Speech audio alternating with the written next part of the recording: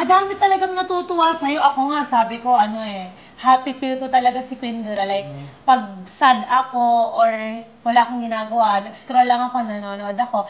Pero aminin natin, maraming may gusto, pero marami ding may ayaw sa'yo. Sino sa tingin mo or mga nakakasama mong artista o ang nag-a-attitude sa'yo? Yung parang, wala kaming paki dyan. Hindi ka Siyempre, namin- ano sila eh. Parang artista na sila eh. So, ang artista kasi, feeling ko ha, hindi lahat. Hindi lahat ha, wag nyo kung anuhin ha. Hindi lahat. Pero pag artista kasi, may mga artista na pag feeling na artista sila, influencer ka lang. So, hindi kita ka-level. So, hindi mo ako pwedeng biruin, hindi mo ako pwedeng lokohin. Kahit ganyan yung humor mo. Kung ganyan yung humor mo, hindi, iba yung humor ko.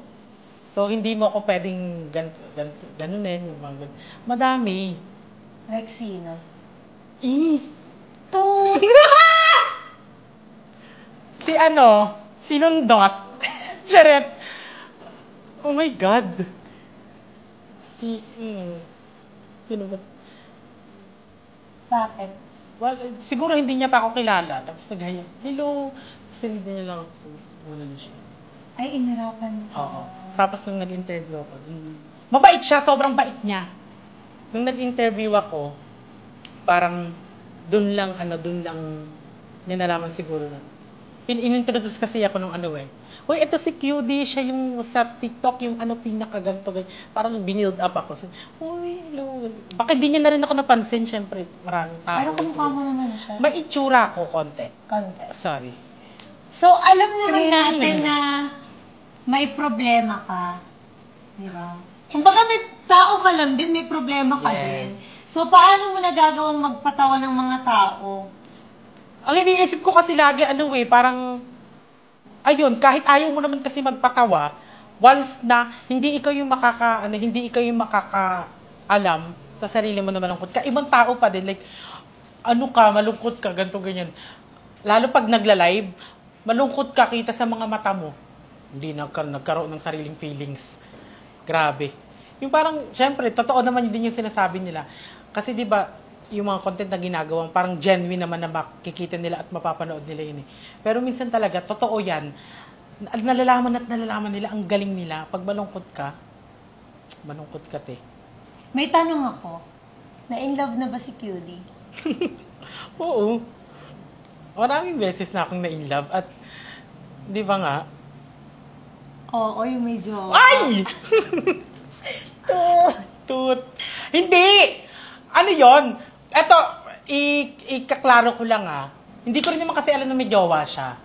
Dinala niya ako sa kanila, pero hindi ko alam na may jowa siya. Tapos, pagkalabas ko ng kwarto niya, puro heels. Tapos, iyon, sabi ko, kanino yan? Hindi niya sinasabi. Tapos, nung nalaman ko na may jowa siya, nagkusang loob akong umalis. Pero masakit. Oo, napamahal na kasi ako sa kanya, sobra. Sobrang naging loving ko siya, tapos, mayaman pa yun. Alam ko yun, yung ginagawa kang prinsesa, di ba? Totoo yun. Sobrang pag may nagmamahal sa akin, ganito lang itsura ko. Kamukha ko si Fiona, pero princess pa din ako kung ituring ng lahat. So, halos lahat ng video mo trending. Ngayon, sikat ka na. Ano ang ayaw mong nangyari sa'yo ngayon? Before kasi hindi ako nag-iisip talaga. Alam mo yon, yung parang kagawin ko to, hindi ko maiisip na makakasama pala siya. So, ngayon kasi, like, pag ginagawa ko siya, tinatanong ko muna yung sarili ko kung okay ba to, kung dapat ko bang i-post. At sinasabi ko rin sa mga nakakasama ko, ipopost ko ba to, ganito? So, gagawin ko ba to? Pag may confirmation sa sarili ko, pag may confirmation sa kanila, so, do it. So, meron ka ng awareness at rules. Kasi syempre, isang mali mo lang, pwedeng Wala pagkasay talaga. lahat, di ba?